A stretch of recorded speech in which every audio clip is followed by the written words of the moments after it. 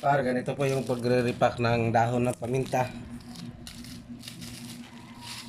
Yan po, unti-unti lang po siya para po pangtinda sa mga tinda-tindahan ng mga tingi-tingi po ito. Ganito po yung gagawin natin. Itatali po yung paisa-isa. Sa pagtatyaga ng ganitong pagre-repack mga par,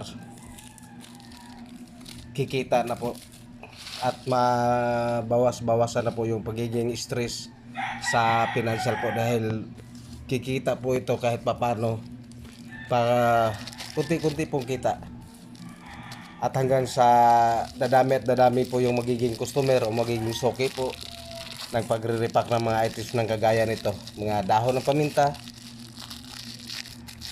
At mayroon po tayong iba-ibang mga items po dito. Ito po yon. Ito yung kuhan. Meron din po tayong pamintang buo. I-repack pa po ito. Meron din po tayong iba't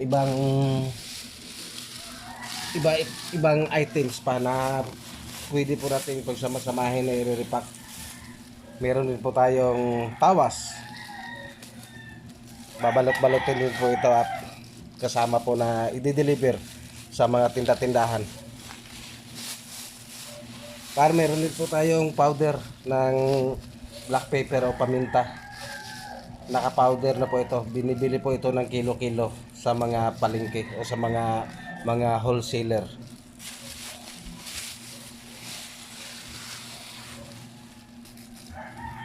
Asasinas.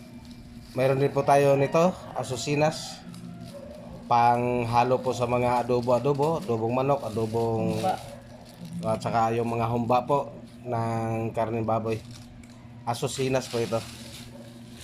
Ganito lang po ang mga gagawin ng mga pagre-repack po, at tiyak na po na meron na pong kikitain araw-araw.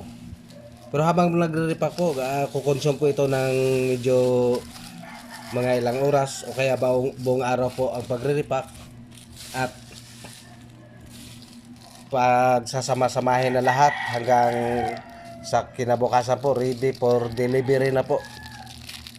Iikot po natin to mga bahay-bahay. Please follow and subscribe na po ng ating channel para po sa mga susunod pa nating mga video. Like, follow lang po at subscribe po ng ating channel, RGC Par. Marami pong salamat.